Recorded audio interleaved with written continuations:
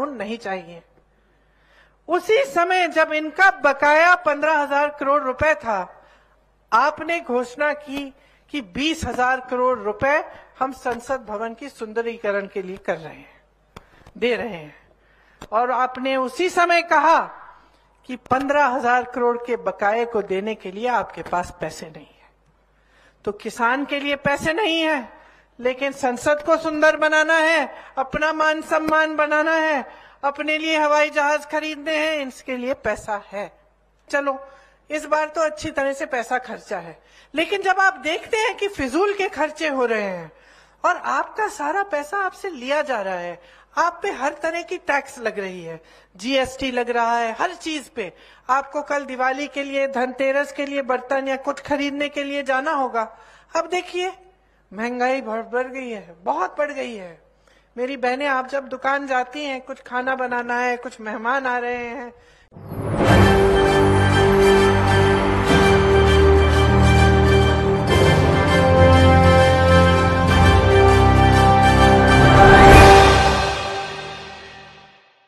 सरकार को देखिए, भाजपा की जो मोदी सरकार है, मोदी जी के लिए 8,000 करोड़ रुपए का एक जहाज खरीदा। उस जहाज का क्या इस्तेमाल होता है? मोदी जी घूमने जाते हैं विदेश में। एक जहाज खरीदा, एक और खरीद लिया। 16,000 करोड़ रुपए के 2 हवाई जहाज सिर्फ मोदी जी के घूमने के लिए खरीदे गए।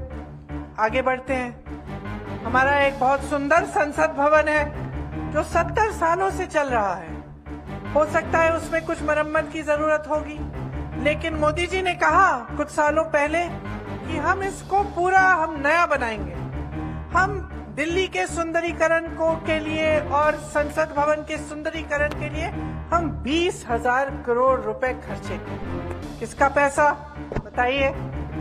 किसका पैसा है? जोर से बोलो। आपका पैसा। 20,000 करोड़ खर्च रहे हैं संसद भवन के लिए। अभी अभी उद्घाटन हुआ कुछ महीनों पहले। जब उन्होंने ये घोषणा की, उस समय मैं उत्तर प्रदेश में काम करती थी। उस समय गन्ने के किसानों का जो बकाया था वो 15,000 करोड़ रुपए था। किसान सब सड़क पे थे। गन्ने के किसान बकाया मांग रहे थे, बाकी किसान कह रहे थे कि हमें ये काले किसान के कानून नहीं चाहिए। उसी समय जब इनका बकाया 15,000 करोड़ रुपए था, आपने घोषणा की कि 20,000 करोड़ रुपए हम संसद भवन की सुंदरीकरण के लिए कर रहे हैं, दे रहे हैं। और आपने उसी समय कहा कि 15,000 करोड़ के बकाये को देने के लिए आपके पास पैसे नहीं है। तो किसान के लिए पैसे नहीं है, लेकिन संसद को सुंदर बनाना है, अपना मान सम्मान बनाना है, अपने लिए हवाई जहाज खरीदने हैं, इसके लिए पैसा है। इसी तरह से जब किसानों के कर्ज को माफ करने की बात हुई, आपको याद होगा जब यहाँ पे कांग्रेस की सरकार बनी, आपको वादा किया था किसानों के कर्ज माफ किए जाएंगे।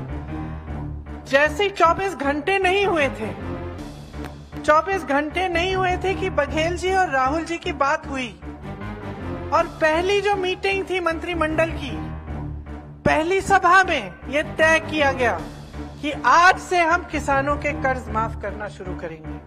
हुआ कि नहीं हुआ? हुआ। आपने खुद देखा। आप में से कई किसान भी होंगे जिनके कर्ज माफ हुए, तो आपने खुद देखा कि ये काम हुआ।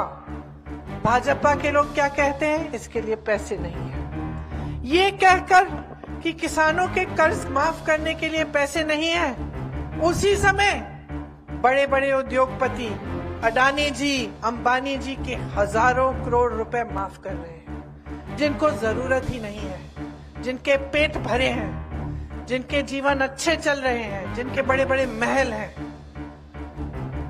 तो अब आपको समझना पड़ेगा कि ये पैसे किसके हैं। जब बड़े बड़े उद्योगपतियों के कर्ज माफ किए जाते हैं, किसके पैसों से माफ किए जा रहे हैं? किसके पैसों से? बताइए, किसके पैसे हैं?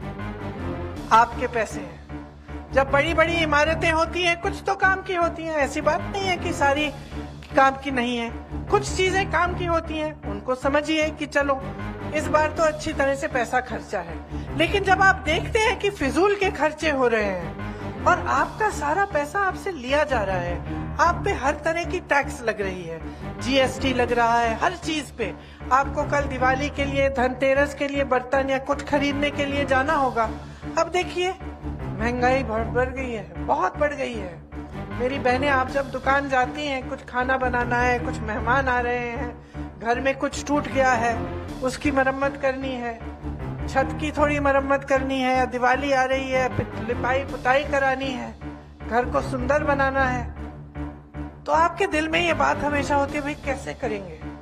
हमें अगर खाना बनाना है, सोचते कि हम 2-4 सब्जियां बनाएंगे, कुछ बनाएंगे मेहमानों के लिए। दुकान जाते हैं, पहले टमाटर के दाम आसमान छू रहे थे, आज प्याज 100 रुपए से ज्यादा। तो दिल में ये लगता होगा कि खरीदेंगे कैसे, करेंगे कैसे, आगे बढ़ेंगे कैसे। हर रोज एक नया संघर्ष है हमारे सामने। और इसी समय आप देख रहे हैं कि आपकी जो संपत्ति है वो बड़े बड़े उद्योगपतियों को दी जा रही है। जो बड़े बड़े कंपनियां, जो सरकारी कंपनियां बनी थी, जिनको पीएसयू कहते हैं, उनसे कितने रोजगार मिलते थे। सब वही रोजगार चाहते थे एक जमाने में, चाहते थे कि प्राइवेट में नहीं, सरकार में हमारी नौकरी हो जाए, हम सुरक्षित हो जाएंगे। आज वो कंपनियां कहाँ हैं? वो तो देश की अमानत थी, देश की संपत्ति थी, आपकी थी वो भी। आज कहाँ है? सब प्राइवेट कर दी गई है। और किसको दी गई है? बड़े बड़े उद्योगपतियों को, कौड़ियों के दाम में बेची गई हैं।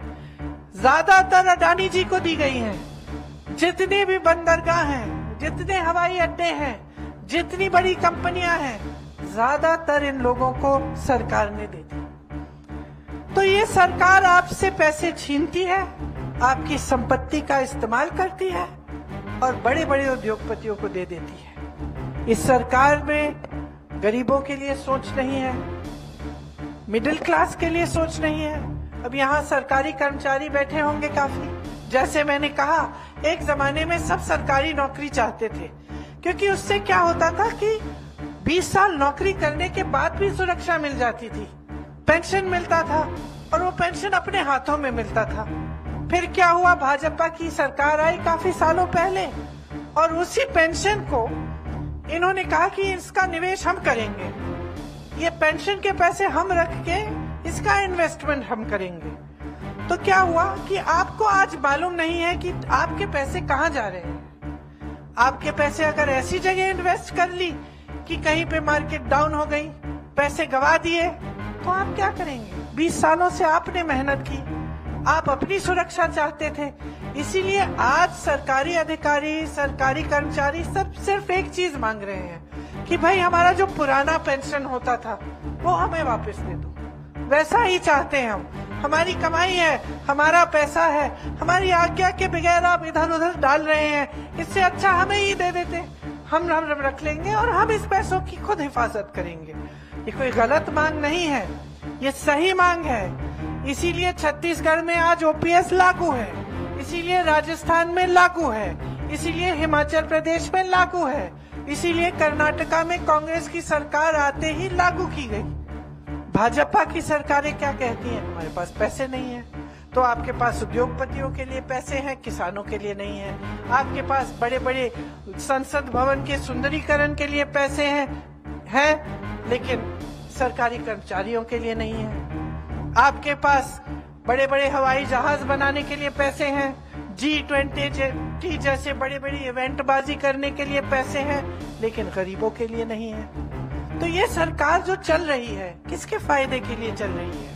जो मोदी जी की सरकार है। ये आपको समझना पड़ेगा, क्योंकि आज आपका प्रदेश एक ऐसे मोड़ पे है कि 5 सालों के लिए बहुत अच्छा काम किया गया है यहाँ, और इसके बारे में भी मैं आपको बताऊंगी। यहाँ तक कि आप तो खुद भी जानते होंगे, बहुत अच्छा काम किया। और क्या क्या मुख्य काम क्या किया है?